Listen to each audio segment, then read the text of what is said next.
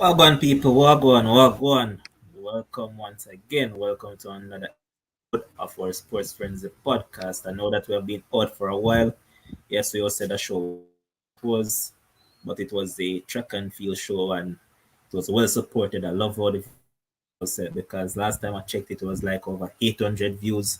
That is the show that we have gotten the so far. So yeah, we love that. I hope that you guys keep on supporting the thing. And you can see I have with me tonight man who is a big La Liga fan, but this man watches football as well.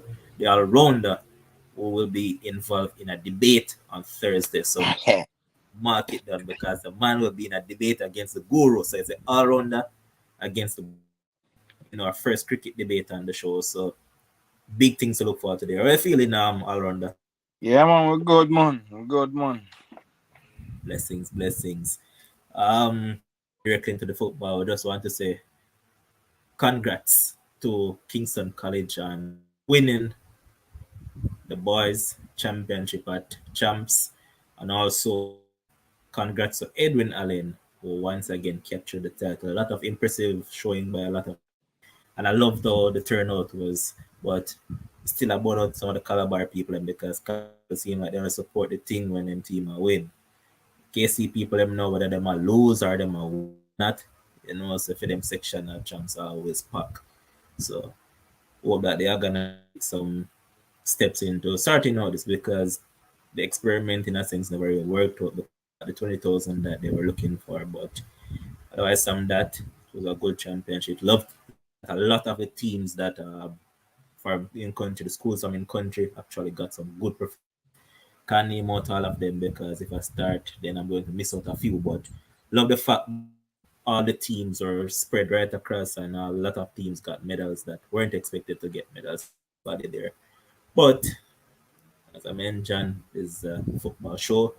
I get EPL, some Champions League, and even La Liga that Real Madrid are doing good in. So, as we mentioned, that well, we'll never get to mention it, but Newcastle, they got a 1-0 that was played Friday. Good win for Newcastle, and big up to Ed that he has done. I've been watching Premier League for a long while, and I never seen a man really take a team from 9 that much. I mean, before you came in, they never got a victory, and he has got a victory with them. So big up to Eddie for the job that he has done. We're going to move forward. We're going to look at the games that took place on Saturday. And I'm sure Man United fans don't want me to talk about this one, but I'm going to start right there. But before I get, yes, Christoph, I said big up the man, then big up yourself, Christoph. That um, yeah, man, Christoph full of some JPL go on, man, Bavio against Mount Pleasant game. Major Nicholson is there, Owen Adler, fan.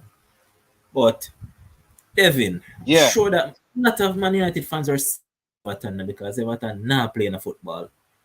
But as Kim said there, this would have been some result for Everton. It would have been either or a win for them because Man United is that team that like a charitable organization, like you have a group that uses charity that is Man United. Whenever people they're the one that hands out things to them. So they hand out a victory to Everton and they did take it. So Everton got the W.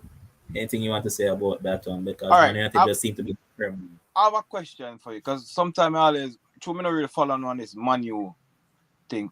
Who comes always I call Mr. Press Conference? The current Manu coach? Correct. Okay. Okay. You know what? I can see why. I can see why Kev sometimes call him this. All right. When the game finished and I was watching, I'm saying, let me see.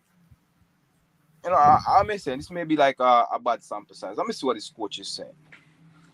So he wasn't saying nothing about like tactically or anything when him talk about. The first thing him start talking about is no disrespect to Everton. This is I write down the comment, but if you don't score against a team who concede 3 goals against Burnley, you cannot expect anything out of it. Like you're trying to deflect by saying, okay, you didn't score the goals against Burnley, and Burnley is a bad team. I should have beaten them. But brother, That's not the issue. You play against Everton and Everton beat you. And then you went on to say, Levon, the first 25 minutes we dominated, right? But didn't have anything to show for it. Like, yo, he's trying to say like some politically correct thing and whatever. Yo, they're just bad. They're just bad. Coaching, whatever. Just say, okay, I'll take my blame for it. Whatever. Yeah, because you are the coach. You know, you are the coach. You are the coach. So everything that you're saying there, you're trying to what make it look political. Yo, bro, you are the coach. And that, you know, you probably know he's gonna go out because they're gonna get a different manager. But like I didn't like that kind of speech by looking at it. And I remember there was the last time I was here talking about Premier League. And I said, Levon, you know, I look at it now.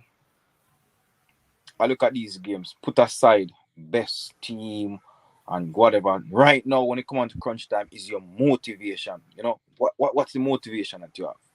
What is the motivation you have? Everton isn't out of the like prior to the game. Everton wasn't out of the battle relegation. And even right now, they're still not out of it.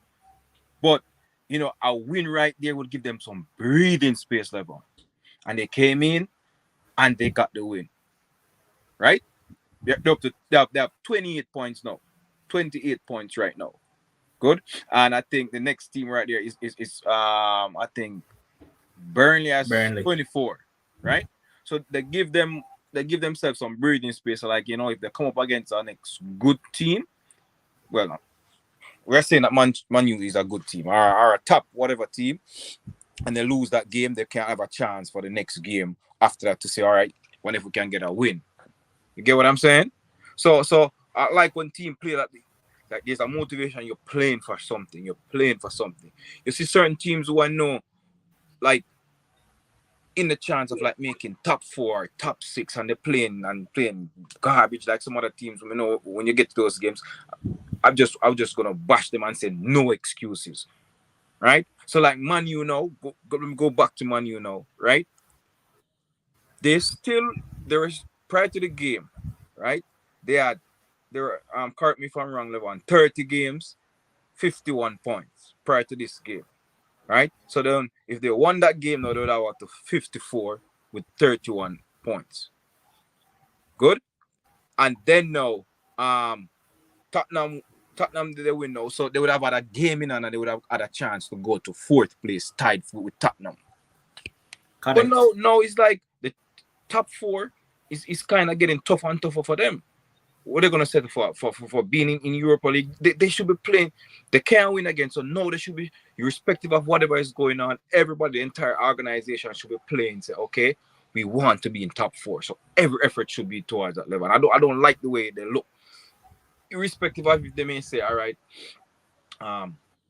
they're not with the manager, they don't like the manager, whatever. No, remember, it's all good for you with your agent and transfer. You're playing Champions League football, right, everyone? Isn't it that way? So you want to play Champions League football? Like a lot of top players when they're getting transferred to a certain club. All right, you didn't win the title, but are you going to be in Champions League? But no one play, like someone else say, I don't want to play a Thursday ball game. So I didn't like the whole effort. And from me looking at that game, I didn't like the whole effort or what they're going to. They should win that game and no excuse. That's it. No excuse for that game. Wow. And the team who wanted it more won. Yeah. All right. So as I mentioned before, big up to people.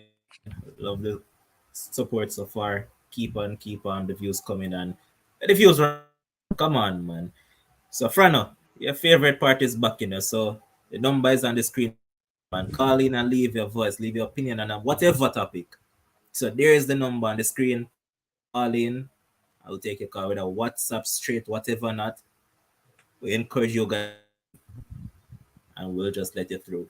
But see a lot of them paying attention to the Jamaica Premier League games that are going on. But before we get about that, here's Adlam saying that United has been poor all season. A bunch of individual players, too much egos, not League this season will hurt their prospects of attracting players and even Ten Hag. I kind of disagree with that in a sense, though, Adlam, because I think that Ten Hag is a done deal and the players because they proved before that they can get players whether they're in Champions League or not. So I think that will cover I think it's in the best interest of the club if they don't qualify for the league. One competition, don't focus on anything else. Well, they can qualify for Champions League out of that. Literally. It's either Conference League or Europa. And as a concern, they go to conference, play the youths. Youths strictly for that. But I'd love if they do in one competition and just play for EPL only. But the next game the table, I remember when this guy came in, I told you guys that he's a good coach and get them playing good. So talking about Jesse Marsh. So Marsh came in and he saw what was the issue with them. So a lot of goals and he kind of stemmed the flow of that. So now they have picked up some wins and will be in the Premier League come next season again. Good going by Jesse Marsh, improving, and they walked up Watford by 3 goals to 0. I saw bits and parts of that. There were some cultimate defending from the Watford players. As they done well ever since they fired Zizko from last year, and they thought could have been their savior, but not this time around. Too much for Wright Hudson, so he couldn't handle there. So I think they'll be out of the league this season. They'll be out of the Premier League come the end of the season. And good riddance, as we have always said, this team is a yo-yo team. That's all they know to do. So I think Watford will be relegated and Leeds will keep on going on. I won't spend much time there. So I'm just going to go to the next game, and this one I think I'm interested in somewhat. So the team that is Team Trump the other day, Chelsea, man, and this that they beat me, yeah, man. We get 2 beat up back to back, time for beat up back somebody, and they did something.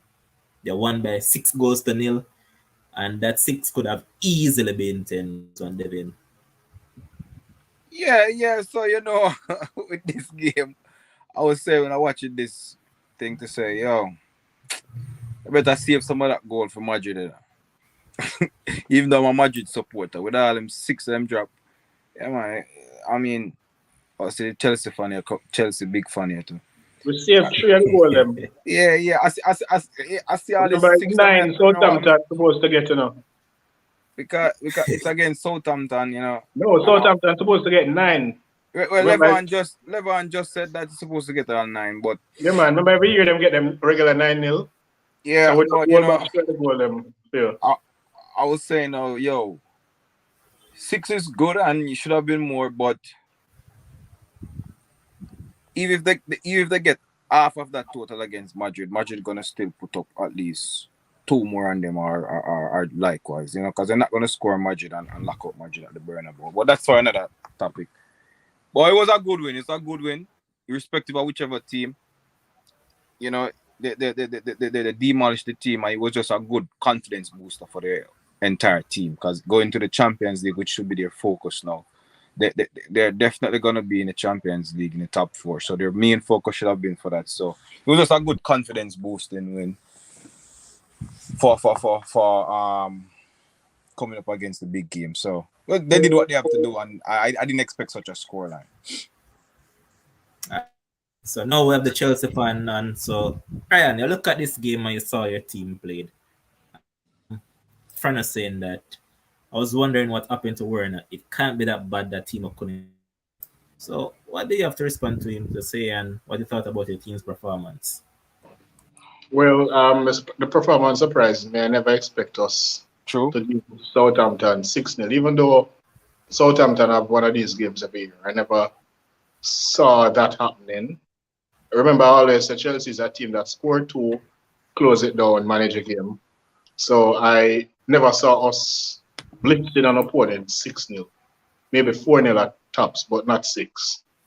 So yeah, it was a pleasant surprise. Fact is, it could have been a lot more. Somebody mentioned Werner hitting the post 2-3 times here. Werner could have finished with 5-6 goals easily. So yeah. Hopefully, as I was saying a while ago, we'll hold back 3 of them goals there for Madrid, because we at least we need 3 goals because I don't see us closing out Madrid, getting a clean sheet against them away, especially away. So the least amount that we are going to need is 3 goals. That is just to bring it to extra time. So hopefully we can put up a good performance against them. I don't expect us to get blown away at Madrid because I think they will play a little bit more conservative as well, being at home, being up by 2. But if it is that, you see, when we were up 2-0, I was like saying to myself, hopefully we can get the start against Madrid because if we get 2 quick one, even 1 quick one, I expect there to be a little bit nervousness in Madrid ranks. So let us see how this one plays out. But it was a very good win nonetheless against Southampton. And Southampton, right now some of these teams don't have nothing playing for. The Southampton, the Leicester, the Aston Villa, those teams who are in mid-table and not fighting for anything. So right now the show is between top 4 and the bottom at 6. So that is where you need to look for results. That is where you need to take the results seriously, where those teams are concerned. The teams in the middle here were pretty much safe. Not really playing for much. And yes, friend is saying that Tuchel went on the training ground and wheeled the leather belt. Here's Adrian saying that we're not one good game in every 5 in Chelsea, but at the Leipzig one on the silver with the air. Okay. Are you there? You can hear me? Yeah, man. I know say you call the man German. What you have to say? Yeah, no, but listen, good night, everybody. Big up everybody in the comment section. Listen, nothing a change, Like Ryan said, Werner should have had about 5 goals, brother. Like the man missing some clear-cut chances. That header when him hit the post with like from 6 yards out, and the one when him round the keeper, kick it on the post, and Kai Havertz must have top it. Boss, Yeah. I don't know what happened to that man. He must miss some very easy chances. I mean, he got his goals, and that's all good. Chelsea found a way to bounce back, and it's a brilliant statement from them to show that they're not out of the woods and they're making top 4. Because the talk was Arsenal might catch them and sneak in for 3rd and all of this thing, and Chelsea bounced back after the Brentford and Real Madrid disappointment. But I don't know how Southampton were that bad. I don't know if it's Chelsea make them look that bad, but Southampton, like Ryan said, probably just on the beach chilling. And they just have nothing to play for. So brilliant win for Chelsea. I thought like Lukaku would have played that game, but I'm seeing news that he's injured and I might not make the Real Madrid trip and stuff like that. So big up to Chelsea, man. Good win. Ryan said it doing as Ryan said some things are blessings in disguise, I think Lukaku being out injured is a blessing in disguise. Because if it is that Kai Havertz had gotten those 2 chances that he got late in the game, it would at least be 3-2 going back. Definitely. All right. Now we're going to look at the next game, and the next game that I think is something happening with Salisu. From the moment I picked the man in my fantasy team, the man has been awful. The man pull off a Max Killman for my brother. I'm glad you pointed it out. What the next game that we're going to look at is Arsenal against Brighton. So that misery loves company, Man United they lost earlier in the morning, so Arsenal, anything that you can do, we can replicate it and even do better than you. So yeah, I had more possession in the game and all of that, but in terms of being clinical, it was chances, and this is not something that I really mention with Brighton in the same sentence because the finish. But Trossard, good goal. But Mwepu, that was a very good goal to play for. Both goals were them, and seems like they were really onto something in this game. So Ryan, you have anything to say about this one? Arsenal. They always do this. When you expect them to go on a good run, I mean, you see the flow chart for Arsenal, where they say that, okay, they are on a good run, and then, Arsenal is going to do this, and they are going to pass this one and this and that. And then they go on a 5-game good run, and then you're back to Arteta out, and you're back to such man on the bench, and it goes right around. That is Arsenal for you. So it is shocking though that I didn't expect Arsenal to lose 2 games on the bounce, especially chasing top 4. But then again, every year we see this for the past 4 or 5 years. When there's a top 4 race, it's like the teams who are fighting for 4 don't want 4. Yep. So we are back there again, and it's now Tottenham versus Arsenal. Now it's advantage Tottenham. Mm-hmm. Tottenham come out of nowhere. Basically, they were dead and buried in 7th some time ago when it was Man U Arsenal. Now Man U is the one dead and buried in 7th. So let us see if there's another twist to this thing. Because wait, them did dead and buried. Remember them? They have a bag of games in hand, you know. Yeah, but they were losing them. Yeah, but they played them and they lost them. They lost like 2 on the trot at one point when they had 3. So they were basically down there. Remember, I think Arsenal opened up like a 7-point gap on them or something like that. Yeah. Mm-hmm. I remember the point. Tottenham was like this: win this week, lose the next but week. No one, win, like a month ago, nobody had Tottenham in the top 4 race. True. Yo, question. But Tottenham and Arsenal, they're in the same city or something. They're London. 4 miles apart. 4 miles apart. All right. But they can't have home games at the same time. All right. There's a guidance school. So one of the guidance schools at my school is from Scotland, but his parents come from and support Spurs. Man, they hate Arsenal, man. I don't know if it's a thing where a big rivals. Once you support Spurs, you hate Arsenal, it's automatic. Okay. So the man love cricket too. And the man uses cricket term and tell me like I was telling him like earlier, you see before when Arsenal have all them games in hand, the man said, Mr. Coyne, I know you like cricket. You know when you play cricket and you bat first and they say they have runs on the board. All right, runs on the board is runs on the board. So don't tell me about Arsenal having games in hand. Arsenal having games in hand like a next man who don't bat yet. I believe in those guys who have the runs on the board. And he said it's like if you're gonna use games in hand, tell me for a big side. That's what the said about because I was telling him about Arsenal can finish top 4. He said, tell me for a big side. Yeah. Tell me when Manchester City or Chelsea or even Liverpool have games in hand. When those side have games in hand, it matters. So I'm not bashing anything. I'm just showing that's what the guy said to me. I agree with you. And I said it to the Arsenal fans recently. We were talking about you know that is rival with the Arsenal or whatever fan. Arsenal fans were telling me that they're going past me. But you just like when Demo mentioned the games and them said them start lose it. I just remember what the guy said. But then for this game now, I was just saying I was looking at it, to bet on it and to look at it, and I said, you know what? It could be a tricky game because sometimes Brighton love draw games, but I said Arsenal and plus Brighton. When I look at it, Brighton had failed to score in their last 3. I'm gonna say, all right, Arsenal must can get the win at home. Must can get the win at home. And then I always talk to level, and once it comes to this time, crunch time, ambition, like Manchester City and Liverpool, their ambition right now is to win and win the title. Arsenal and them team here, you have to try and make it in the top 4. So you can't drop points against this team. You can't drop points against this team. Man. You can't drop points against this team. And then, everybody going to talk about VAR. There was a goal there without watching the highlights. Some guy, my name? Martinelli. Yeah, them say it was on VAR, take it back or whatever. But you have 65% possession.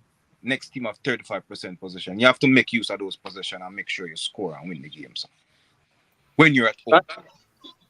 Sanchez make a save there of Nketiah in the last 2. That was a blistering save. Yeah. So the thing for me in this game is the quality of the goals. I know Odegaard was deflected, but listen, this is a big finish, man. Even though it deflects, big goal and the team. I know you say name Mwepu or whatever, however pronounce his name. Yeah, the build up for that goal, brother. The whole team, it was a brilliant goal to watch, man, and the quality was good. I am surprised Ramsdale even got on that because that was a weak shot. Listen, that was man. A shot.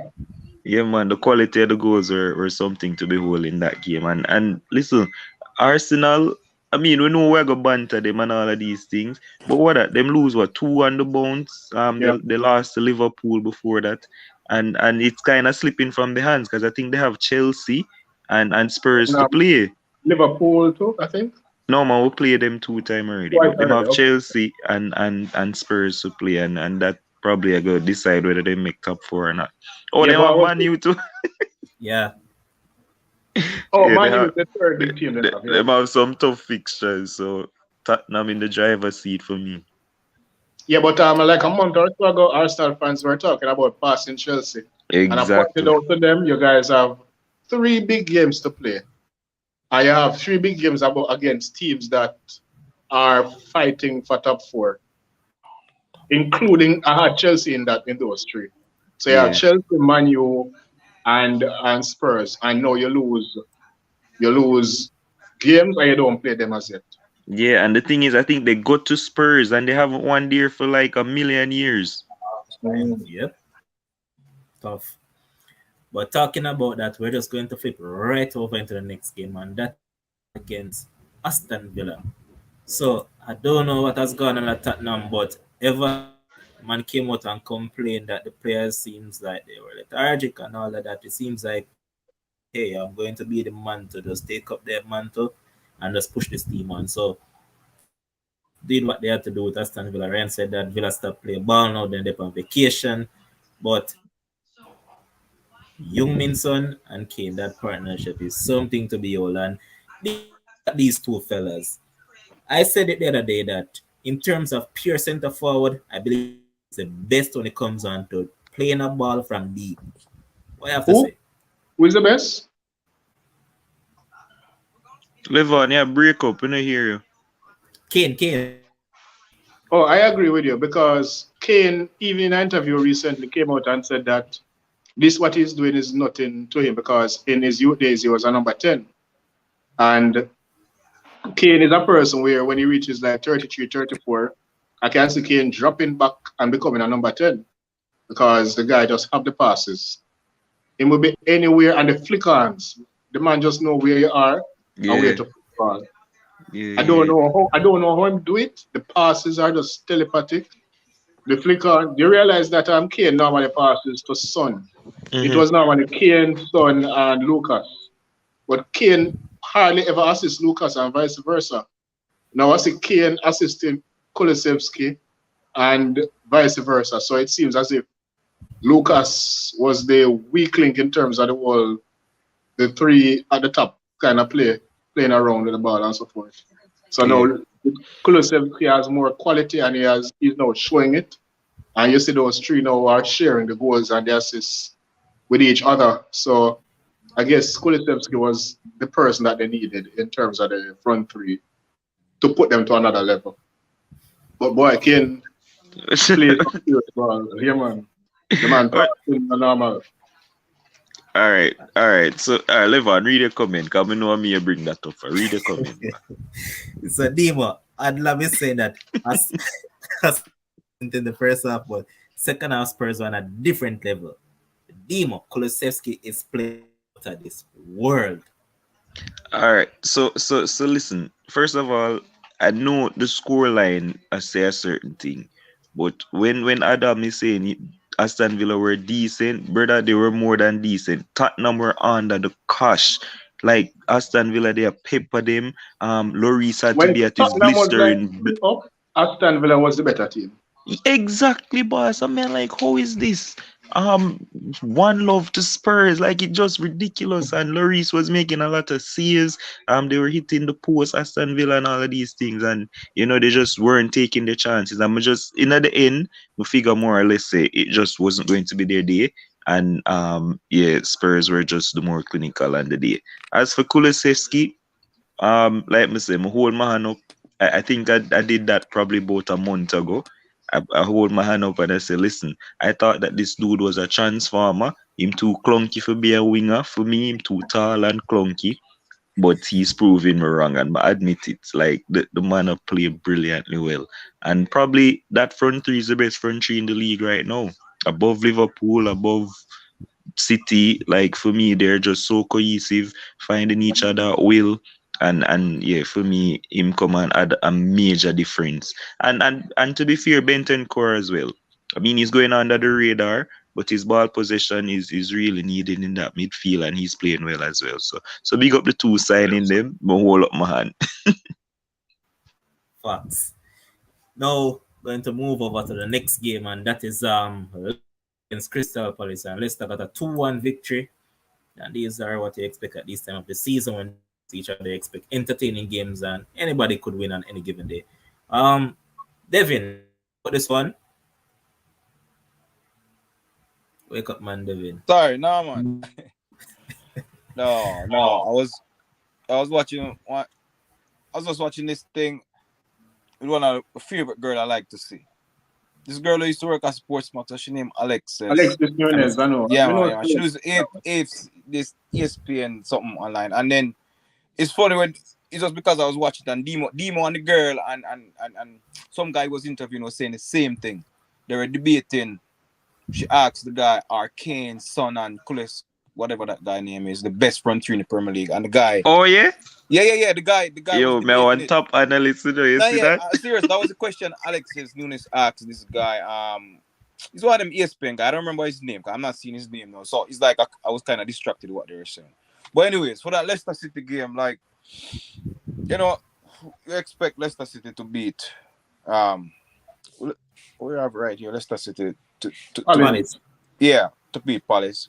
You know, and like for these teams, I don't see nothing where like they're just playing the games just to honor fixtures, because Leicester, you know, is 9-10 right now.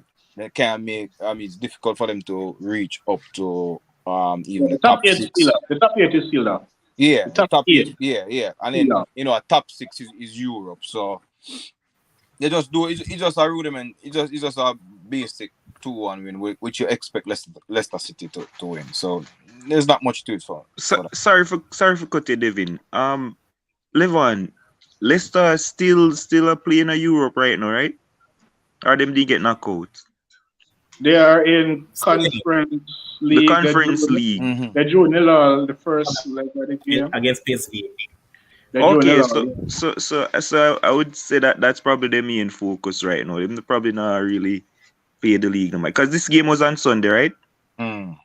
Yeah. So me, I have to leave out all of the Sunday games because I miss all of the Sunday games because I was at a cricket match, but I watched the highlights of the Liverpool one.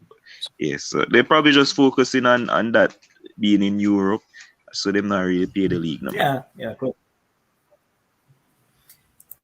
So next game that we're going to look at quickly, and I don't think we're going to look at it much there, and I'm just going to get deep and Ryan views on this one. So these are things that are scratchy. Look at Burnley. Burnley went out, played hard, got the victory against Everton. Now Burnley come up against Norwich, who has no place left in this league. Norwich is going to get relegated.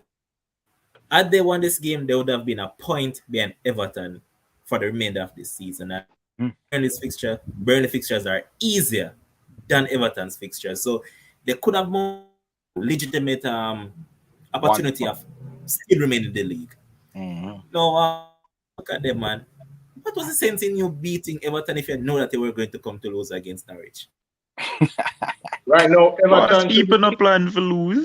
Everton should be kicking themselves right now, because if Everton had maintained their lead and won the game, they would now be 10 points ahead of Burnley and all but safe.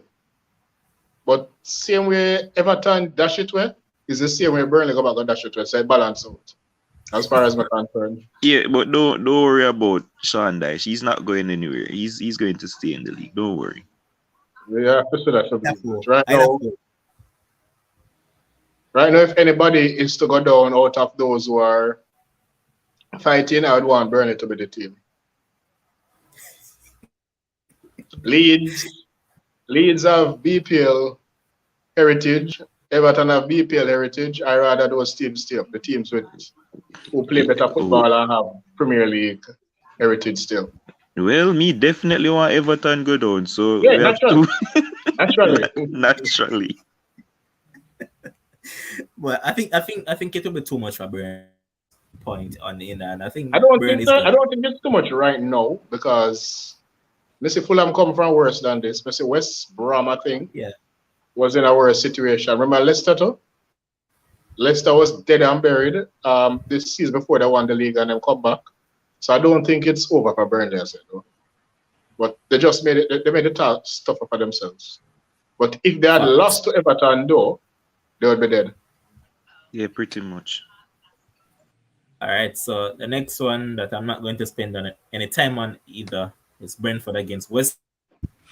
As I said, misery loves company. Man United lost, Arsenal lost. West Ham said, hey, you can't leave us out either. So they picked up another L.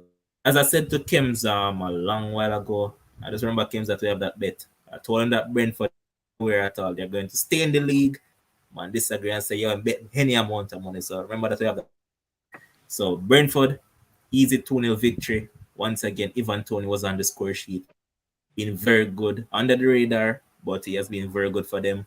And also Brian Mbeumo, good for them as well. He assisted and scored. So good going for Brentford. Hope they keep it up. And Christian Eriksen has been a key cog in their wheel in terms around their form, because I know they were on a losing streak before he came in, and since then they have picked up quite a and they have 4 been wins doing out great, of the last 5. including that whopping that they gave. I remember that before Eriksen came in, Tony was on like 6 goals. I know Tony is on 12. Yep. I mean, again, West Ham are probably one of them teams. I know they're trying to make top 4 and stuff, but they're focusing on Europe too, right? I was about to say that, Demo, like you're saying, yeah. Yeah, I think they're focusing on Europe. They probably give up on the top 4. They shouldn't give up Their on the ties top up 1-1 Leon. 1-1. They are what in the league? 6? They're 6. Mm. They are 50. Well, 51. 51, I think. Yeah, 51. So they're 6 points off Tottenham. Correct. And they play one more game than Tottenham. Also correct. But no, one that everybody was talking about from before the game is the big one, the title clash, because these two teams are going at it.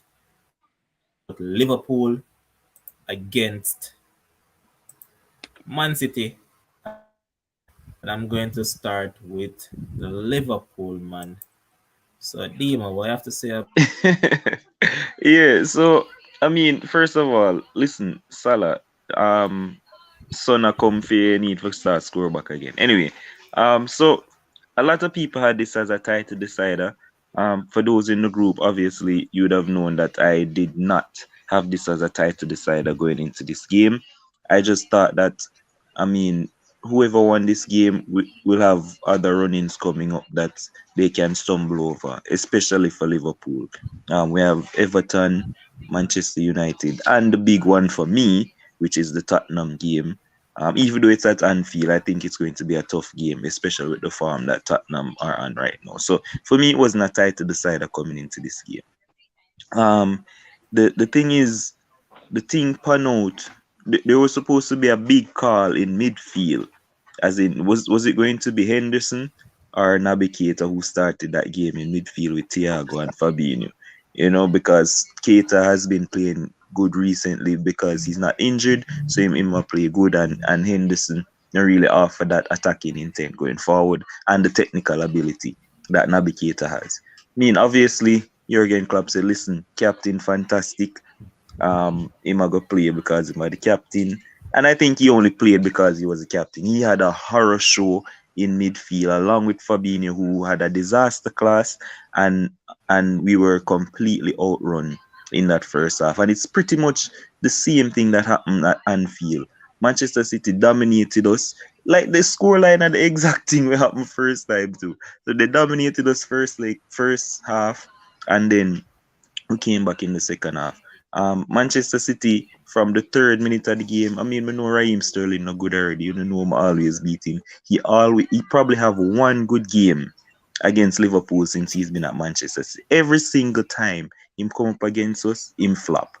3 minutes into the game, the man 1-on-1, well, get a brilliant chance to score against Alisson, and Alisson came up big and made the save for us, and I don't know what was happening to the back line. I don't know if they felt pressured. Like everybody just look a shadow of themselves. And um I mean it was a deflected shot again. Another thing that happened in the first leg. Kevin De Bruyne kick deflected off Matip straight into the goal. And it happened again in this game at the Etihad. Um and they went 1-0 up and probably some people were fearing the worst because Liverpool looked really shaky that first half and flashes of when we were drunk after we win the league. You know, they get our 5 love or 4. I not even remember what the score was. Our flashes of Aston Villa. No, no, no, no, no, no. So I mean, people started to get, but like I always mention to you guys, what when Jota plays, he's the one who gives the goals. But it's like, boy, listen, if Jota never score in that game, more than no same play. Like the man hold up play, him 5 yard passing is atrocious. The man's just horrible outside of As the always. like exactly. And for me, I wanted Firmino to start that game, but I mean I wasn't on the show, so I couldn't even say all of them things. So people are gonna think some may say it in hindsight. You know what I mean? So we got the goal and it was a lifeline. But then straight away it looked like say the back line just shaky and everybody I blame Trent. And I say, oh, Trent can't defend and all of these things. The second goal that they got, I don't know why people are blaming Trent. Because Matip was the one who played the man on side, Jesus, and everybody I blame Trent. And even Jota, I say, cause Trent, I say, oh, don't make the man run past the Ray. But he followed Van Dijk to come up and play the man them offside. It was Matip who didn't come up. And then Jesus get the goal and score. And Salah came, he gave the assist. And for me, all in all, it was a good game. We get a point. And me would want a point. So we get to listen. Me would want a point going into the game. I thought we were going to win 3-1, but after that first half, like Dale say, me get to it. I'm gonna take a point and I will move. That's all me see it. All right, so I will talk about this game. I mean, I know that you're tuned into this one because do what we do best more while. So City, they were all and what I like about this game and overall with these two teams over the past couple seasons doing stuff. It's always exciting, and what even makes it more exciting is that and just allow the game to flow. So when I look at it, City could have easily been up by 3 in that first half. Again, because of some faulty finishing, they're awful Yep. when it comes out to finishing. So what I have to say about it, and then talk about what was Edison thinking when he did what he did. Me? Oh, Liver and a freeze up, man. how himself ago? All right, Devin, go ahead, man. Because never. What time you have to read and yeah. So when I wasn't hearing what you were saying. So when I look at this again, right? I watch this guy, Dima. I was telling you about this guy. I think Jason they dropped the thing for you. This guy named Nicole. It's one of my favorite analysts now. The guy. Oh yeah, me watch it. Oh, you're right. So I was watching something with him and he was saying like this is the first time City scored first and they haven't gone on to win a game this season. Yeah. I just hear him say it. I didn't go on to check anything to see. No, it's true. From the game, what's playing yesterday? Right. So now I watch this game right through it because I watch this game right through it. Right early on, City and they were anticipating it. It's like Kems always have this thing to say like you know what your opponent gonna do, but you can't do nothing to stop it. That shows some form of greatness. Yeah. So City were high pressing Liverpool, and I wouldn't expect them to be nervous like with the high press. You know, playing from the back, they had problems doing it. So at one point, I hear the commentator was saying, "Why did like the keeper went long?" I'm wondering if they should just try that more based on how we're playing. I don't know if that was a good strategy for them to try go. Obviously, against Klopp, they probably don't really like that because they didn't do it that much because they were not looking comfortable just playing from the back and building up like they normally do. It's because of the high press by City. And even before the game, people were saying, all the experts, all of these people were saying that's what they were going to do. So what I'm saying, you know that they were going to do it. Klopp is a big coach, but that's a part of greatness, whereby they couldn't do anything to stop it. Then on the flip side, no, it didn't translate to any dominance for them, like in terms of scoring. Because people can say who play better and they play ball and whatever, but it's the scoreline that matters for me. Because I used to have this thing on the radio, some debate about who play better and you can't play better and lose and all them kind of foolishness, But how we analyze the thing. At the end of the day, you have to get the goal, and then I would call it a great escape by Liverpool. I would say it as a great escape because they were pressing and they just didn't get that goal. I mean, that's kind of a stretch. I see even Embiid and everybody trolling about VAR and him put up thing about VAR. Yo, that's a part of the game. So all those people talking about that offside goal that they get, that's a part of the game. But the man offside, who are complaining about that? Man, I see that. Yeah, but even Embiid was saying, you see him immature, say, VAR is stupid and whatever, just like the referee. He's not saying that's why him play basketball, brother. Right. American don't know about football. Yeah. That man not American, man. That man a big time African, but Cameroon or whatever, playing America. So what I'm saying is, put aside whatever the VAR is, I think City should have gone on to win that game. It was a great escape by Liverpool. But I just want to touch on something final that Demo said, right? And I think that was an excellent point. Because I was looking at this game, and I probably you're gonna go on to it, Levon. The subsequent game to this game is what intrigued me more. And I know you're probably gonna touch on that more. So I think they just built it up because of the two big team and you're chasing for the title. But to me, this was whoever lost this game, I think there were other games there that would have been more crucial. I know you're going to touch on that, so I'll just wait until you'll probably touch on that. But that was a good point that Demo mentioned, and I saw it too from you sent me those topics before, and I said, no, what this big deal about this game? Oh, I guess it's just because of the title contenders, But in terms of title thing, I think there are some other crucial games there that people probably not even talking about that much. That's my little. All right, so Ryan. We're going to go directly overall. Give your take on the game before we get into the remaining fixtures of both teams. All right. Well, Liverpool defenders yesterday they started off playing like it's the first they're meeting each other. It's either that or they're drunk. Because I don't know what was going on around here. The midfield was also as bad because I don't know what Fabinho was playing at, because each time Fabinho got the ball, him give it back to City. I don't know what was going on with Liverpool the first half. Before they got the second goal, I was like saying Liverpool is in a fortunate position, playing very badly, and it's almost halftime, and they are 1-1, and then boom, the goal scored. But that said, it could have been a lot worse. It could have been 3-0 in no time, Liverpool being behind. It could have been that bad because they were playing that bad.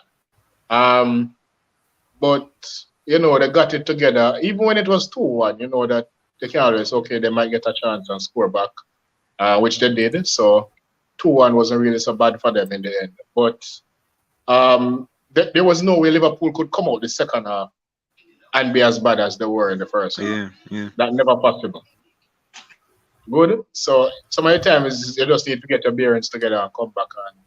Which is why I was saying that 1-1, going in 1-1 would be very good advantage Liverpool for me if they had gone in 1-1. The second goal, Jesus goal, the blame has to be shared. I think Trent have to take some of the blame because I see where they were trying to play the offside, but he actually followed Jesus up to a point and stopped. I understand that because defenders do that all the while. Sometimes we play defense sometimes, so I understand that. You go and stop because you think so the man offside. But at the end of the day, he not following the man contributed to the goal. That was what caused the goal, even though Matip never fully stepped up. But even though Trent, if Matip had stepped up and Jesus was called offside, it would have been very marginal because Trent never played him offside. Trent never played him offside by a big margin either. So it was a close one either way. So I think Trent has to take some of the blame for that as well. Because I think he should have fully gone with him. That Edison situation, I see him getting commendations for being cool and whatever. At the end of the day, Edison missed the ball. He missed the ball. Backside. There's nothing. I don't see what the big deal in. The man ever slide. Yeah, because he missed him, the ball come to him, and he miscontrolled the ball, and then got the ball, and like he missed it a second time, and then he eventually got to it. And man, glitch, brother. I'm not even sure he knew Jota was coming. I am not even. So I think they were overhyping the whole situation about him being cool. Being cool. No, he missed the ball. No, so that don't look cool to me. That was not cool. No way at all. He got away with it, and it looked cool him getting away with it. Yeah. Because I think he just got away with it. That is me. Because when you look at the replay, it's not like the ball passed bad and him catch it and save it. Yeah. He missed the ball, came right at his foot and he missed it twice. He missed it the first time and go back for it and like him stumble and then catch up back on himself. So, with the lever. Oh, you have a caller. Take a call. Yeah, man. We have Adlam online. Adlam, go ahead, fam. Yes, man. Grand, I give me a chance, brother. But yeah, man. As you heard us about Trent, so many games still for real. I think Trent should have continued with Jesus. You can't really give him 100% of the blame because if I try to play the offside trap, which the defense has been too long, and if Matic runs probably 2 seconds quicker in his stepping up, I mean perfect, and that would have been a disallowed goal. Even if it was barely or a slim man, it would have been an offside decision. Yeah. So that is something that I believe that the midfield was probably the midfield was very poor. I think we lacked energy. Famina was not his normal self. I think I'm not sure what happened during the game. He kept on in the passes. He wasn't really picking up any of the runs. Now, I don't necessarily think Liverpool played poor in general. I think City was just playing out of their skin, and that happened when you have playing and one just played at an exceptional level. I think the tactics of Pep in the first couple of minutes of the attack Liverpool was very good, but actually adjusted system actually combat all that Pep had earlier. There is shift to the 4-1-4-1 system, and the wing backs more cover. Because if you realize Trent and couldn't even make the normal runs that they normally do. And we had Mane and Salah actually had to keep up. I don't think Salah played all that poorly as I am hearing a lot of Liverpool fans that Salah was poor. I think he did a lot of defensive work and he to pick up the ball and make passes. And I think he was actually decent during the game. I think he was probably our poorest player. The game was kind of to give Salah and Mane some and I don't think I'm not sure what crap went to him, but I heard that Firmino probably had picked up on him Friday. So he actually went on with John. I would have go with Diaz in all honesty to start and manage. And I think that was the blood that I think Klopp made. But when we changed the system, I think it worked well for us. And City will always dominate in possession, but I don't think that they created any cut chances to say that Liverpool was lucky. I think they dominated and they won higher up the field. It wasn't like they had any clear cut chance like a man for the line or so. I think Liverpool had great chances and the game could have gone either way. So if you're going to play, you're going to have the ball, City's going to press around the ball, high up the field where was not even stopping. The man just run. And we kept on losing the ball. Really going to look at that, I think that Liverpool actually played better than what I expected of them because the first half they couldn't get any worse team because we were all over them in the midfield. So Adlam, one quick question to you Wait. though. In terms of how you guys played, right? I think Dima has something to say to you as well. But all City played. Would you say that Pep kind of copied some of Klopp And I think Pep actually said that in his press conference that he actually Klopp would play, as in how they attack that heavy metal type of pressing, especially with the midfield play to win the ball. They normally have a pressing game, but just how they were pressing was kind of similar to a Klopp pressing system, and how they actually played and the switches and how they weren't passing the ball on the floor. They picked it over the top and they had runners. And I think they actually played similar to how Klopp would have played, and that's why Klopp had to make. And that actually showed how tactical Klopp and his team actually was. And persons really just looking at how Pep started the game and not the Klopp made. All right, so, yeah, I think. All right, Dimo, go ahead. Yeah, no, me just wait say Adlam the online, right? Yeah, man, he's still there. Yeah, me just want him to go back in the comment section for Deal and Adrian. We just mentioned Salah. And I wanted to say this one before. Devin said it was a great escape, and I was trying to say that I disagreed because you made some valid points, brother. You see, a lot of people are counting the chances when a lot of them were offsides, and we tend to do that all the time. The offside trap play a lot of those chances that City had. Like we play the trap well, and it worked, right? So as for clear-cut chances, I think probably the Mahrez one, the Sterling one, and That's it. Exactly. No, and then we can say we get played off the park and it was a great escape because listen, Salah played through Mane. Mane scored. Salah also had a true pass to Jota, and Jota for scored the ball. The man a kick with him wrong foot. Like, I don't understand what him glitch or something. Salah also curl a ball with blatantly deflect off a Laporte. We never get a corner. But I don't understand. Like, is Messi so and he was doing a lot of defensive work as you mentioned. Salah was not good in the first half, but the second half, Salah really came on. Exactly. So if we say that Salah was non-existent, that's not true. Actually, I think Salah was actually decent in the first half. Yeah, would have give him a 6.5 out of 10. He wasn't awesome or anything, but he was decent. It was a lot better second half for me. But okay. But when you actually look at the expected goals based on the big chances created, Liverpool actually, based on the statistics, 0.2 something expected goal compared to City 1.1. It actually shows you chances that we're talking and we're raving about how City played and how Liverpool lucky and it actually is false.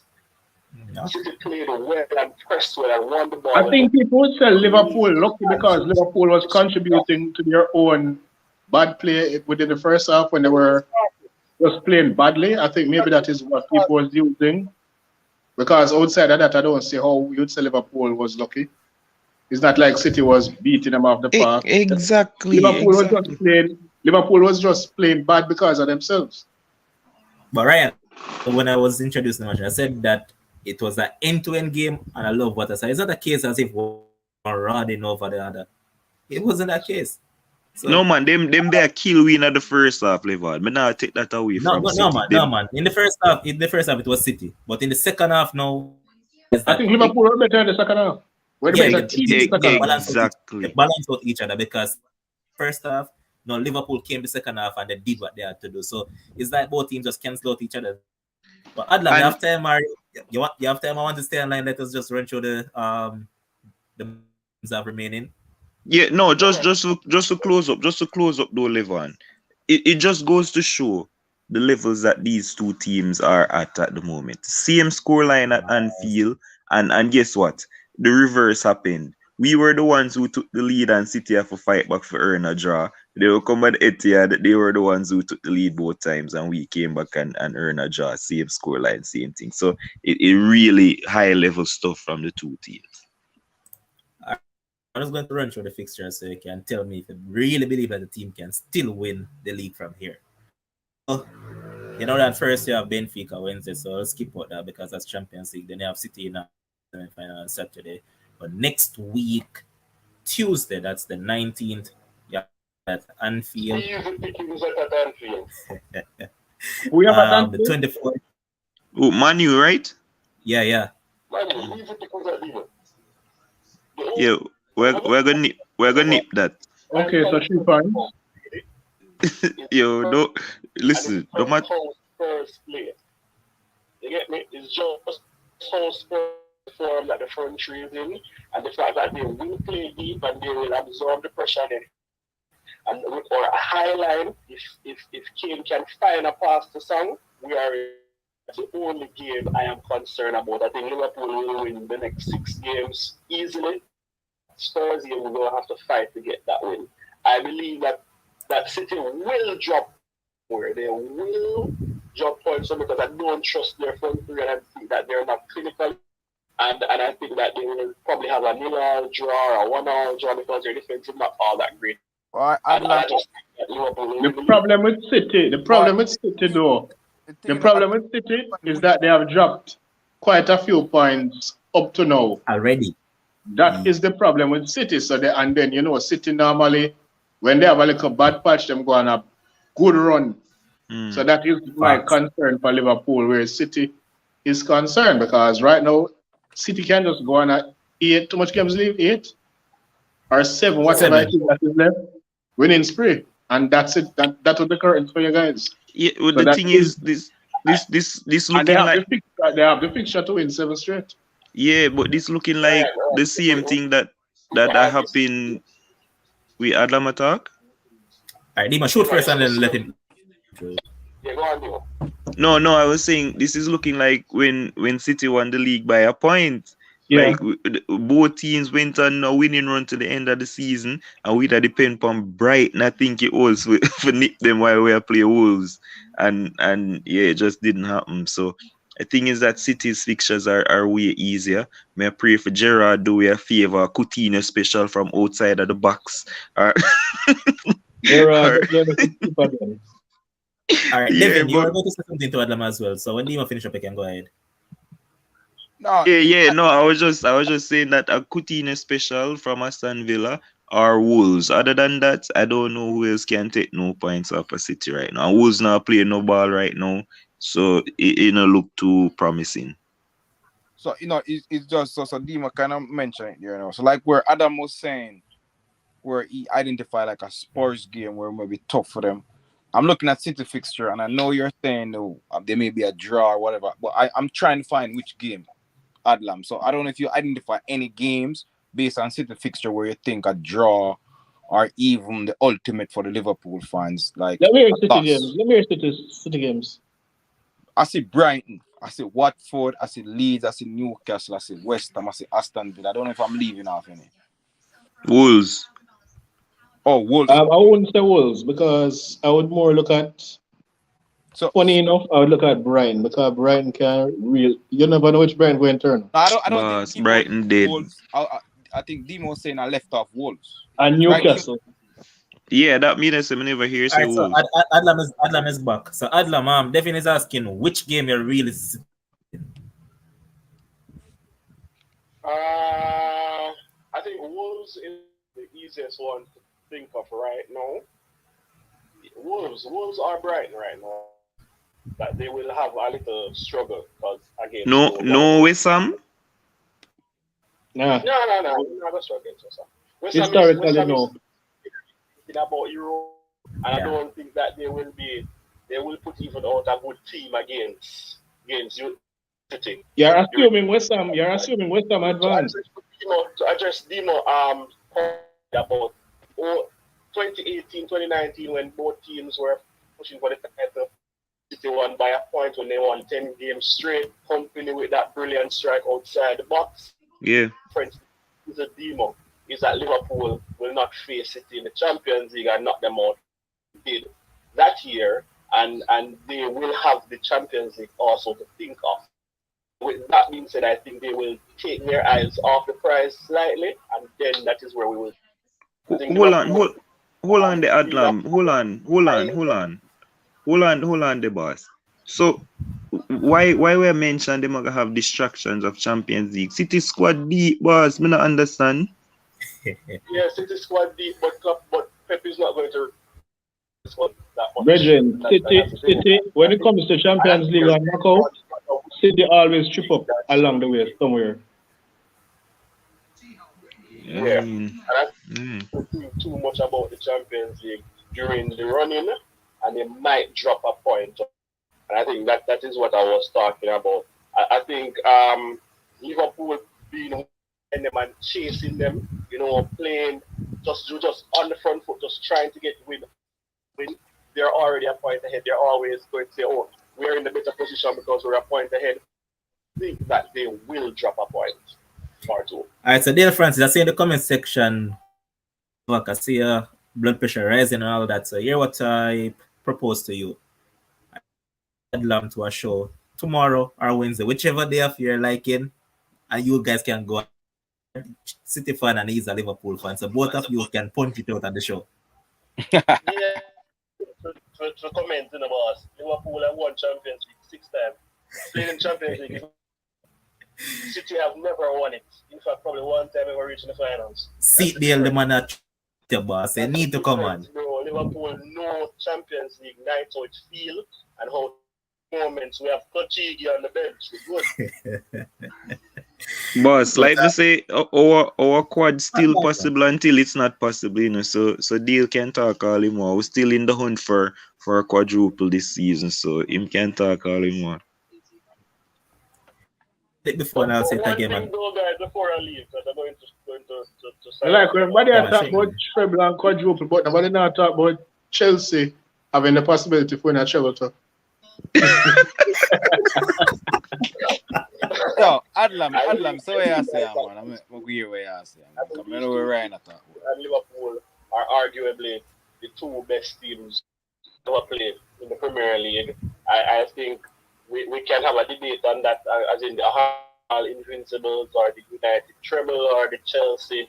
Invincibles overrated. 5 teams. Yeah, the Invincible lost. They think they draw like 12 games during their season. And I think just what these two teams have done over the past 5 seasons. Hold on, Invincible is not a top 5 team in the league. I can name at least 5 teams who was better than Invincible. I'm not here. All right, so Ryan is saying that he can name 5 teams that were better than the Invincible. And Liverpool coming second is one of them. That's definitely true. Well, as I say, arguable. So some Arsenal hate that their Invincible team is probably the best team because they went the entire season. So I will put them in the argument. But as I said, with these that I mentioned, I think Liverpool and this current squad of Liverpool players are up there. And I think if Klopp and Pep stay in the next 5, 7, 10 years, that they in the GOAT argument for the best or the greatest ever to coach in the Premier League they're doing, and that is my couple cents. You're gone too far now. No man. If in the next couple years, Ryan, hear me. What Pep has done in the past 5 years, winning 4 titles. If he can go on and win a next, let's say, 5 or 6 titles in the next 10 years, he'll be in the argument. Debate to have. Yeah, I agree. There's a debate right there. Yeah, man, there can be a debate. He will still have to stay there and win. Yeah. But and I still don't even think. And you know which other team? Just to point out something else. You know which other? Hold on. He's saying something. Go ahead. Go again, Adlam. I don't think that Sir Alex is the greatest coach in England. all right, I think a time for you hang up now, Adlam. I think you're sleeping now. A time for you hang up now, Adlam. Yeah. Big up yourself. All right, boss.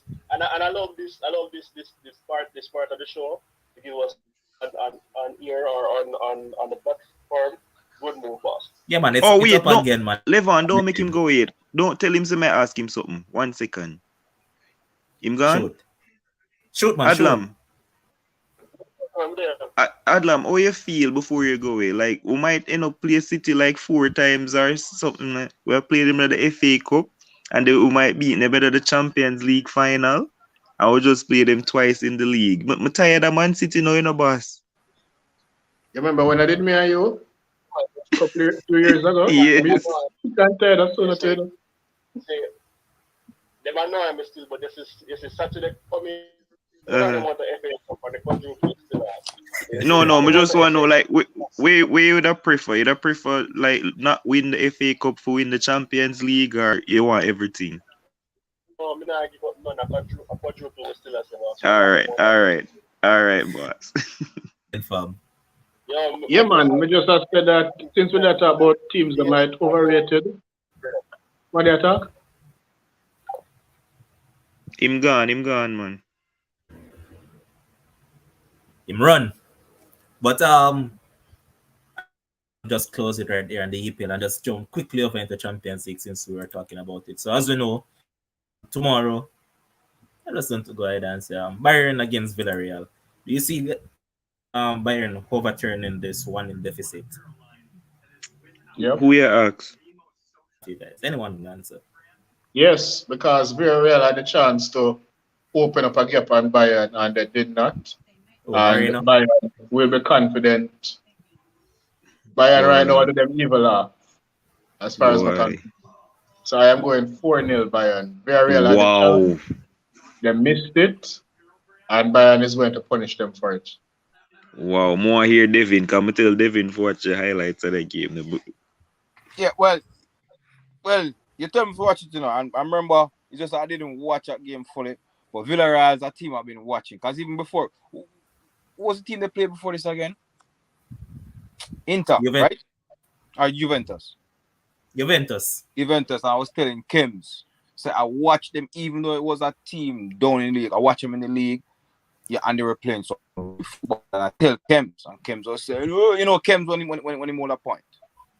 I'm saying they're gonna knock out Juventus and then Yeah. knock him out. But him saying they bet on it. And I watch it and I say, yo, the only thing, even though I Bayern to win it all from before, when you're at home, Demo, and I say, oh my goodness, man, they should have been up at least a 2 goal, I tell you, brother. That would have put up some more pressure on Bayern. Bayern would have probably biting them nails a little bit more than a 1-0. Yeah. 1-0 away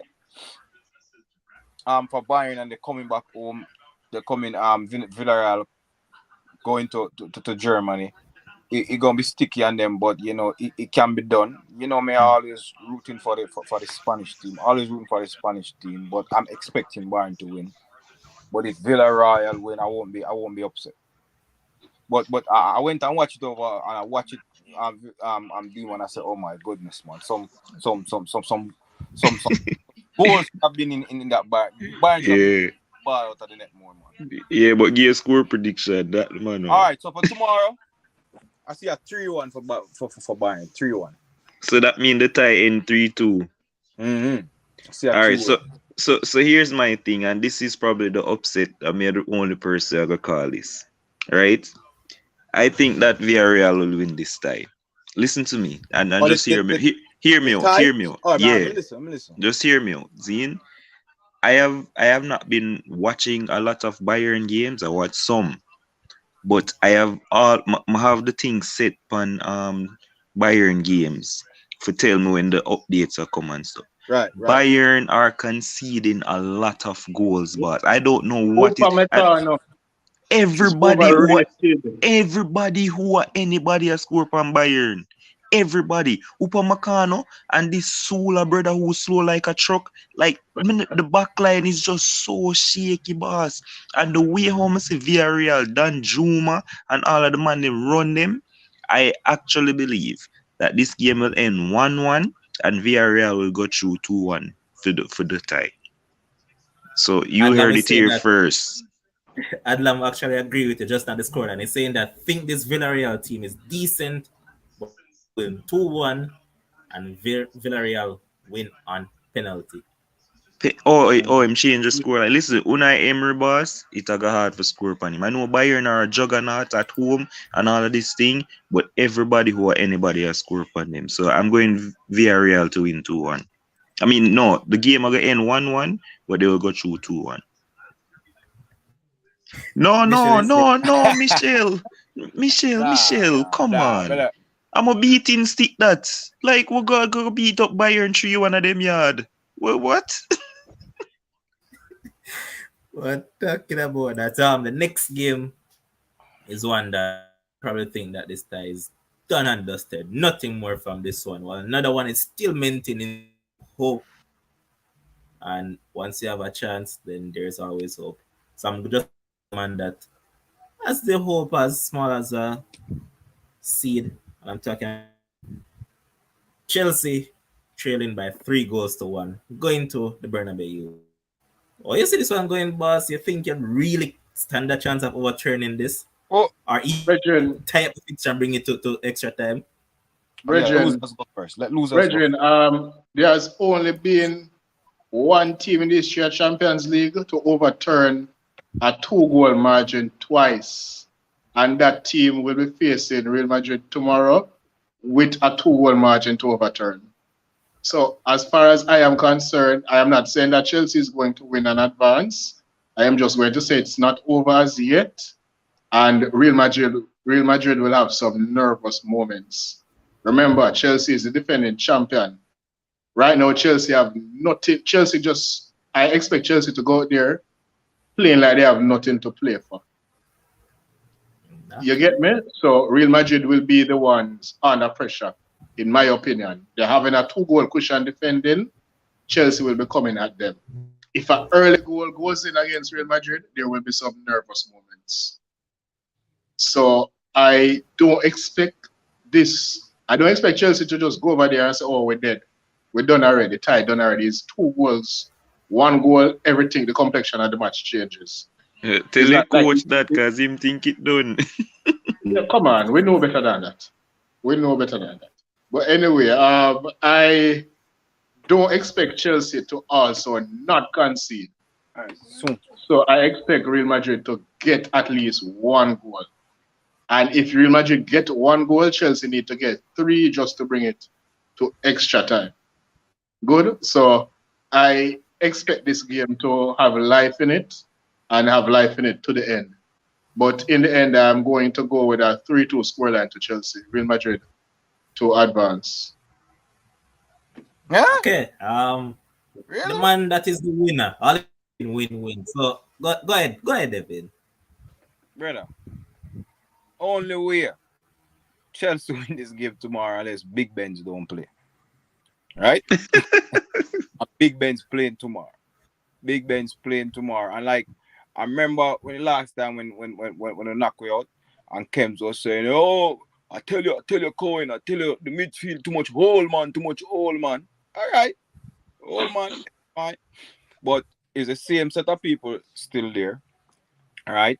But the only difference is now we still have Casemiro doing the dirty work, and like the coach probably gonna realize it. So got a German guy named and put on Kamavinga, a younger guy to keep up. So no concern, easy win, you know. At the Bernabeu, we get a. This is not a result I don't think Madrid was expecting going into England, and then now. Tomorrow, it's gonna be a easy 2-0. Chelsea not scoring on us tomorrow. 2-0. Easy 2-0. Can be 3. So I'm gonna put it to a 2-0. You're really overrated team, though, man. Huh? Overrate? Is that a overrated team or you underrate the defending champion? But it's 1 or 2. Yeah, well, that's why the neutral. Let the neutral speak. From Sheik's time. Oh, Atletico Madrid have a better squad from early on. And I said, yo, Madrid still have good players. You tell me about Atletico Madrid and Barca and everything, we're going to finish. I make him a bet. I even forget about that bet. Madrid go still win the league. Before PSG came. For a second. So ironic that the moment you mention Sheikh's name, here comes Sheikh's in the comment section. Big baller Benzema. I hear about PSG and all of them, this and that. The difference with Chelsea and Real Madrid is that Madrid took their chances last week. That was the only difference. That's what football is about. That was the only. That's what it's about. You're making it seem as if there's a huge gap between Chelsea and Real Madrid, which is not I'm a firm true. believer. The only difference is you have a world-class striker who took his chances, and I have a world-class defender who cleared the chances. I'm a firm believer in dealing with things at home, and a man must come here and beat you up. So you see when you're at home, I got to deal with it. Don't worry yourself, man. Don't worry yourself. We're going to take it easy pound and just give you a tool of and send it back home. I'm not beat you tomorrow, man. Everything I put on Madrid and Bayern tomorrow. Two teams I buy tomorrow. All right, David. All right. So as a neutral, let me just give me a scoreline so we can continue to thump it out because we can't bother. So for me, I think Ryan is right. I think that there's not much between the two teams, and if we remember what happened in that first leg, it could have easily been 3-3. Lukaku missed guilt-ill chances, and the back line of Real Madrid aren't that stable, like so them now concede. I think that if Chelsea plays Timo Werner, I know he misses a lot of chances, but his pace always gives problem, and he always gets behind. And regardless if they go into the Bernabeu or whatever, I think that his pace will cause trouble. And I think that Havertz is in good goal scoring form as well. He's a big game goal scorer, big time player. I remember at the start of our very first show when I said that Chelsea were champions elect. I had Havertz be the player of the season. I remember that clearly. Obviously it not go pan out that way, but he's a big time goal scorer in good form right now. I think that it will depend a lot on the wing backs. That I don't know if the coach is going to play Aspilicueta at left back again or use Alonso, but I think that's going to be a key part in the game. But I think that Real Madrid might just come out winners, and I'm going to say the game will end 2-1 to Real Madrid. They will definitely concede, but they'll score because of the Benzema form. But Dima, just to say one thing with you. I know that Devin want to punch in.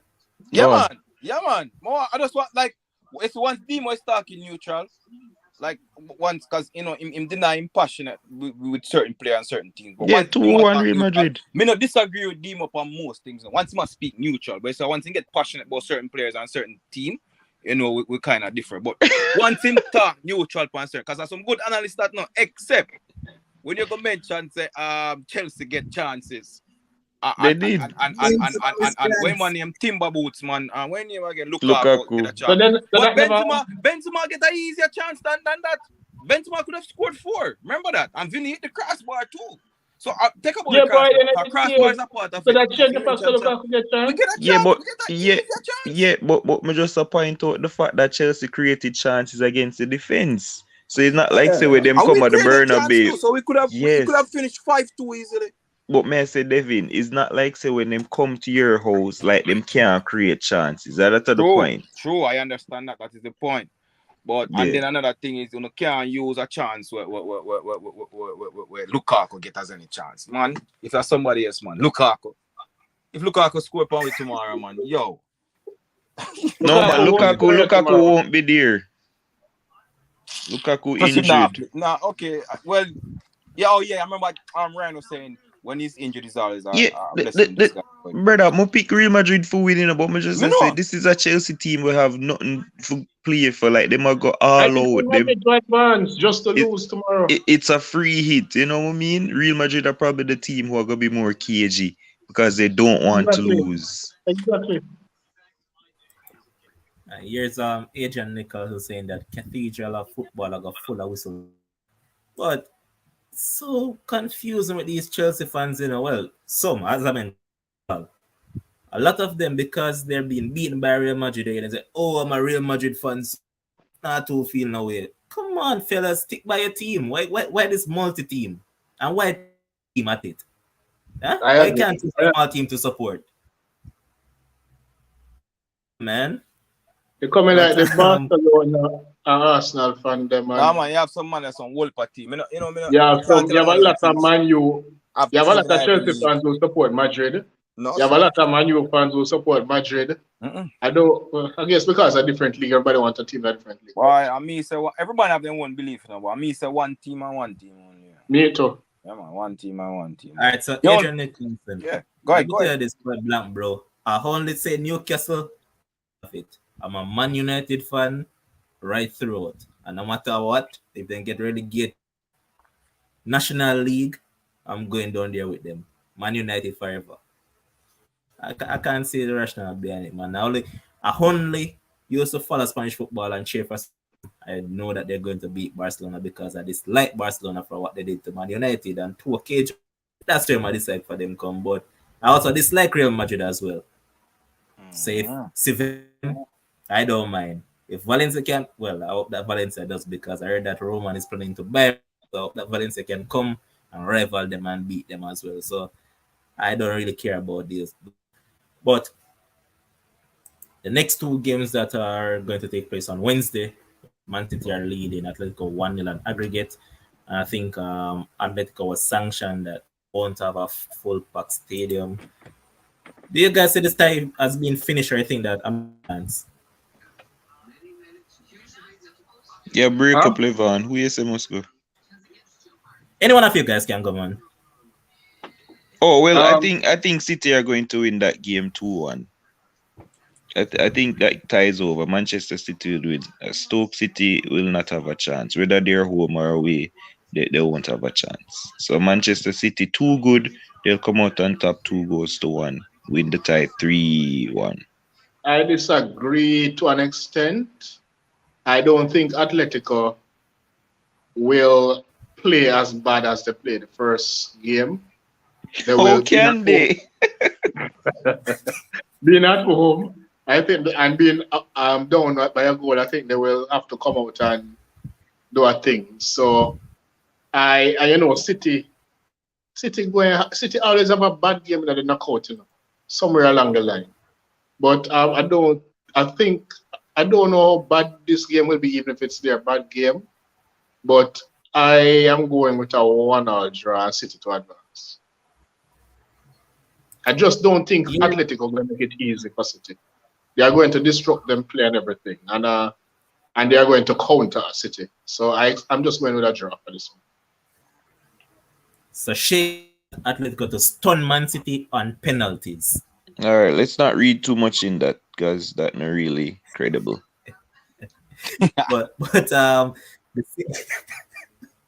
same Atletico Madrid lost 1-0 over the weekend to Mallorca, and you know that Mallorca has been for a good while now. So nothing to really count on. But Devin, as a Spanish man, you think they'd stand a chance? Not a Spanish man. If I want team, me at Atletico Madrid, I like them. I like them because I'm from a betting person. I like them because them just change, and it's like I don't know what is their philosophy sometimes. Before they used to be the team where like Demo says stoke up, get on. Early on in the season, Lebanon, I tell you, the man just start concede for nothing. Everybody just a score point. I say, yep. Atletico, people just a score.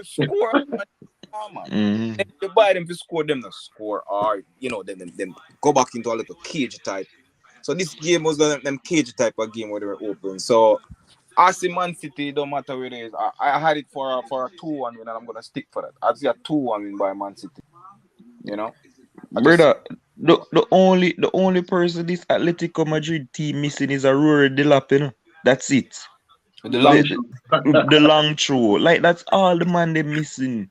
The man them have Lemar, Felix, all Suarez, like all of these players, and them choose to sit 5-5-0 or whatever the formation. I can't stand it, brother. City to win easily. You see, whoever, I don't know which team it was, but whichever team caused Atletico to advance to this stage, you'd have beaten. And which team did that again? I would much rather watch Manchester United. Honestly, but not even a joke. But the final game is between Liverpool and Benfica, and I think that is basically overcoming to Anfield, but I'm really going to be instead of that boring match over at Wanda because I really want to see what Darwin Núñez is going to do. Yes. And I think he's on Man United's radar as well. I don't know. They're going after everybody and they're not he's going to Chelsea radar too. He's on everybody's radar. Yeah. But I'm going to just go with you two guys first, and then I get in the Liverpool. Two So love, two prediction, love, Devin. just two love for Liverpool. All right, Ryan. Liverpool 2-1. Ryan. Okay. No to the Liverpool man. Take it up. Yeah, not really much to say. I'm expecting a lot of changes. Simicas and Joe Gomez and all of these guys to come back in the team. I think that because this game is at Anfield, um, I mean they have the extra confidence with, I mean the 3-1 lead as well. I expect us to concede though. I'm not sure if Kelleher will play just because Klopp will make it seem professional and probably get an early goal before he make like we have 5 changes, so he probably go a bit stronger than I'm saying, and then make the 5 changes if we get an early goal and stuff. But I expect them to score. I'm going to go 3-1 again. I'm going 3-1 again to Liverpool. Okay. And I'm going to point out a few things. But before I do that, I think of a call. Bro, walk on.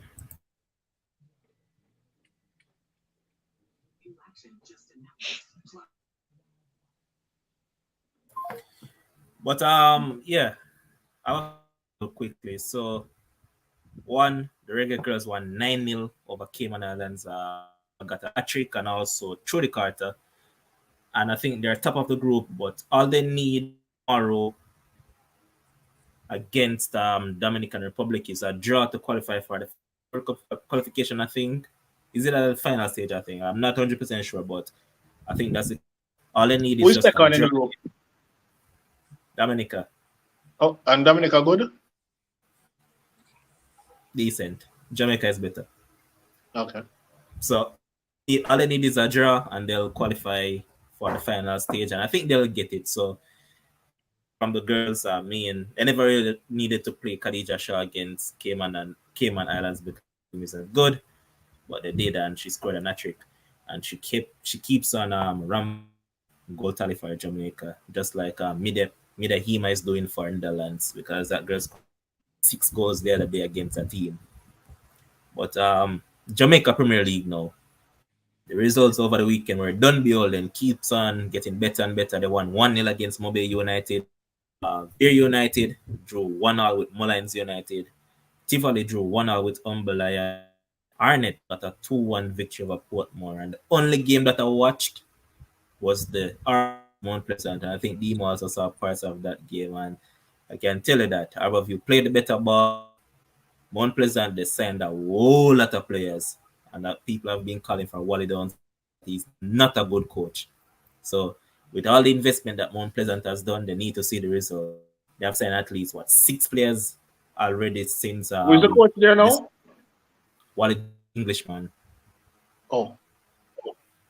So they signed like already that Scarrow and all those players are playing for Mount Pleasant now, and they have also signed another player in Tariq Ziminiz. So Ziminiz is going over to Mount Pleasant. That's a youngster from JC. So they splashed the cash, and I believe they paid what? I think murmurings going around that they paid like $15 for Jamai Topi, who I think is not good. So I think that's a waste of a buy. That's not Looking fair. good for He's National Go Premier again, League Diva. good. He's National Premier League good. Exactly. He's just not internationally good. Not good overall, man. That man is awful. That guy, the Richard young King, that's Jesse guy, was he in the regular boy squad? yeah, Ziminiz. Did he got capped? Which game he played in? I think he came on in the last game that he played in last game in qualification or the one before it. Honduras? I remember the name, but I don't remember if he came on. Which game he came on in? Okay. So yeah, he's kept. But Levon, before you leave, I know you mentioned I was watching the Harborview game. Listen, brother, listen to me. I think I'm going to start watching more of that. I never thought that the quality would be this good, brother. Honestly, the Harborview and Mount Pleasant game, like it was quality. I mean, the man them there tackle a bit kind of wild, at some points, but it is quality. I like how the man them a knock the ball and a spray the passes. The right back for Harbourview smash something from way outside and lick the post. Like man say, what may I watch? May I watch Premier League? Yeah, man. And the first goal that Harbourview all scored three was a goals were quality. peach. Listen, mega start watch it more. Big up Sports Max on YouTube for me I watch the Premier League. Yeah, Man. man, Look, good look. big them up, man. And as I mentioned, I was watching that game, and the goals for Bavia, I think the guy name is Arding. He scored the first goal. He's their captain, and then the guy that was on whatever over there in US, Joshua Anglin, he scored the second, and then Trayvon Reed, boy wonder at KC, now played for Abbeville for a while. He scored the third, well taken goal as well. And this game, it could have easily 6-3, 5-3. It could have been an high scoring game, but Amal Knight pulled off some very good saves. Yeah. Gamers have been seeing people comment in the comment section. Waterhouse got the better of Cavaliers by 3 goals. So seems like that one was a very entertaining game as well. And seems like the quality is stepping up now. So hope that it keeps on continuing and what see some good football. And as Demo said, big up Sportsmax on YouTube. I've been blessed. Because Umberline on my side, I used to watch a lot of Umberline matches when I used to do that. I'm a lot of Umberline. Who's coaching them and we are there in the league now in terms of standings? What coach Umberline? Always right, man. Mr. Andrew Price, and he has his over there. Price? Wow. Yeah, man. The man of Xavier and all man, they still a start. Yep. They're doing bad. That's all I can say. Umberline has been one of the worst teams in along with Mobile United. So those two aren't doing too good right now. Before we close, just going to go around and give you guys to talk about anything whatsoever sports related. So Devin, I'm gonna start with you.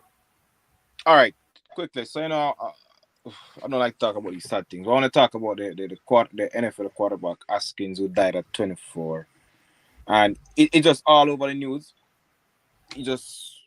I watch the news a lot every day on major news, sports news everywhere, and now they're investigating why he was just crossing along a highway. He was just crossing like a highway, and he was at training with some guys there in Miami, in Florida. I don't know if it's Miami or I think it's Portland. I don't know, it's Florida.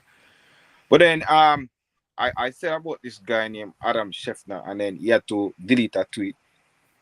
Yeah. The reality is that Dwayne Haskins, he had a very good college league, stand out at the Buckeyes, Ohio, and then came into league as a top draft. He didn't do well with Washington. And then he was signed to be a backup to at Pittsburgh Steelers. You know, when Big Ben was there, Big Ben is out of the league now. I think Mason Rudolph would have been the starting thing, but I think Zeta was going to get it, but he had signed a 1-year contract with them. He was going to be the backup to Rudolph, or he was going to be the starting QB. I'm not sure. But then, Adam Scheffner is a big NFL guy. He talk about he's saying he died, but in his tweet he mentioned that when he came in the NFL, he was struggling with Washington and he was trying to find his footing at Steelers, and everybody blast him for that because they're saying the guy's dead. Like, just saying he had a good standout and he was in the league, don't talk about it. Even Lamar Jackson and a lot of former players they were blasting him for that. I know Adam Scheffner is a well-respected man. I think you and Kim was having an argument the other day about, in terms of commentary and whatever. And then there was also a guy on some podcast that bring up something else about the man.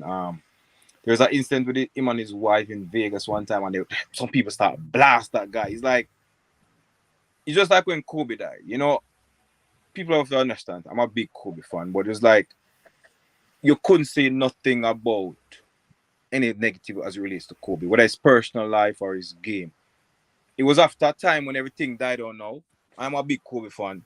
People start talking about Kobe had a bad, because you have one of the worst field goal. With all his accolades and everything, they say everybody take a lot of shots and you miss a lot of shots sometimes. Sometimes you have some bad shooting percentages. But nobody was saying anything about that. You weren't allowed to talk about it because the guy is dead. So it's just like with some of these things, or these people, you don't have to understand the sensitivity of everything. Honestly, certain things I don't see it as a big deal. You know, you see, because he was struggling in the NFL. You see, like when they were talking about, that's to me. You see, when they were talking about Kobe and the rape, no, you shouldn't mention that none at all, brother. In the interview, when some people mentioned, somebody had asked, this guy, this lady, I'll go get you his name for or follow up. You don't mention that none at all. That's a negative. He was cleared of it, whatever.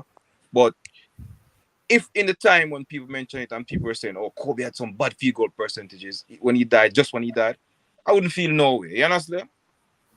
But it's when you mention all like the personal thing, or like this guy in that podcast talk about the man, and there was an incident when his wife slapped him up of Vegas, right? And the man did nothing. The man just he did nothing, he just took it, just said, okay, that's my wife, that's it. Real man. Real man. I would have done the same thing too. If my wife slapped me up, just take it. Oh. You understand me? So, All right, boss. I don't like when people talk about the All right, person. Demo, you still there? Yes, boss, I'm here. So yeah, I just want to use my minute because Devin used up 5, so me just use minute. Sure, man. Sorry, man. I know. Sorry, boss. Devin get emotional, yeah. But I just want to use my minute. It's almost playoff time in the basketball. Happy to see that Ja Morant is back and balling, doing what he does. Hopefully, I'm going to be taking in some of those games in Brooklyn and all of these things coming up. Also, the United States cricket team, they should be in the T20 World Cup in 2024 as they get in a free buy as the host nation. So a lot of things to look forward to. What you mean, boy? Brother, relax. So we have some things to look forward to coming up 2024. And also, listen, for me, the big debate coming up on Thursday, Sachin Tendulkar versus Brian Charles Lara. We're looking forward to a good debate.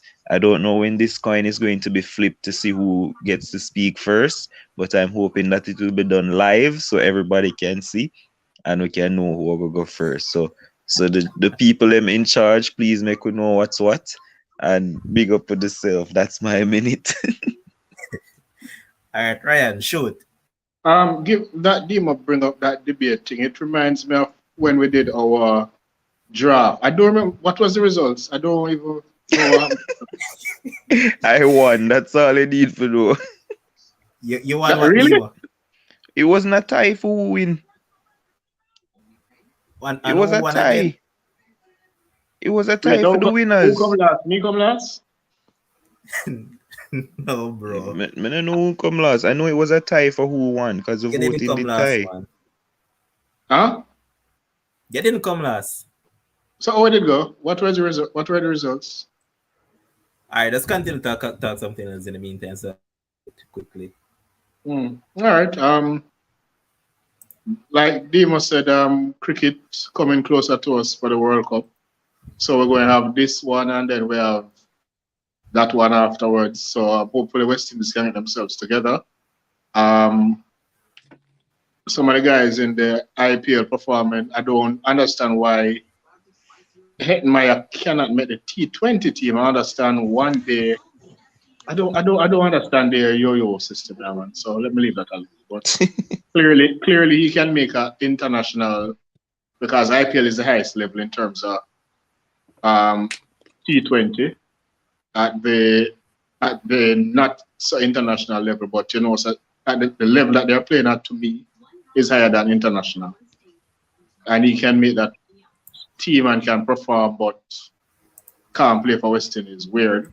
I like the fact that the guys having the other guys who are not in IPL but who are seen as white ball players are in a camp and working on their weaknesses. Dima, when that camp start? It start already? The camp for the players, yeah, man. Emraj and them in a camp already. Yeah, it start already. Okay, I like the fact that they are doing that. Oh, what kind of madness this? I told you it was a tie for who won. Why everyone are going like say it never tie? No, what kind of Oh, All right, so right, you came third because Demo and I were tied for first place. I So came fourth. Third, boss. Fourth that Bridget. Third, my youth. third. Fourth. Yeah, my youth. Three people ahead of me. So fourth. Nah, man, I saw them check it, man. Bridget, when Jamaica they get 1-2-2, Jesus there wasn't a Christ. bronze medalist We're not because talking about there that. wasn't a third place person. So it's fourth. Ryan, listen. Demo and I share the title, so you It can. doesn't matter. When Jamaica they run the 100 meter and there was a 1-2-2, Well, there's no there medal here, wasn't a bro. bronze medal because no medal. nobody came third. It was first, second, Alright, and boss. fourth. Anything. So Really this keep will yourself. count. We are trying No to make you problem. feel good. So, you Me know. all right. Me never come last, so me feel good. So yeah, basically that. 1 minute finish. All right, cool. So big up to everybody. Hear what? For the shows going forward, just like the calling segment, I'm going to have you guys send in your voice note if you want, just like I can play your voice note on the show as well. So you can go ahead and do that for the shows. More interesting thing to look forward to, as we mentioned the other day. More picks coming up. The debate, as Dima mentioned, that is this Thursday between him and Devin, as to Sachin Tendulkar is a better batsman than Brian Charles Lara. And we also are buying teams and just some daily calling shows for you guys. So a lot of things to look. Just keep on supporting All right. us. Like No, that content. debate, that Sachin Lara debate, I could win that debate either way. All right, boss. You never put up yourself with debate nobody. No, I did, but my answer late. I actually did. Oh, so you answer late. Me did answer late because It's no problem if you want team up with David. You know, it's fine. no man, we can get Devin points. If Devin 1 point, he can reach out to me because I have been talking about this topic for years. Just like with the Shane one. Nobody touch nothing now, brother. No, I'm not going to talk Thanks for about anything. No, I'm just saying if I want points. Yes, you man. can Thanks for reach out to me and Thanks them. for the help, but on Thursday you'll see that I don't need it. All right. I hope so. Because I'm sure you're going to forget some things that I might have. Ryan, I need some help here, so just link me one of Ryan, no problem, Ryan. Because guess what? It's the first that these two guys are going to know. So Ryan will be one of the judges for that debate. No, so that judge See, can't give me so the points, brother. I mean, talk about, man. No, Michelle, the mood is be it resolved. Sachin Tendulkar is a better batsman for Brian Lara. So there you have it, Michelle. Yes, and as Michelle. I said, ensure that you like the video before you leave. All on you, like the video, keep the subscription coming. Come take it in. Until we see again, big up on yourself. So Devin, All right, Ryan. yeah, man, big up, man. All right, Bless. cool.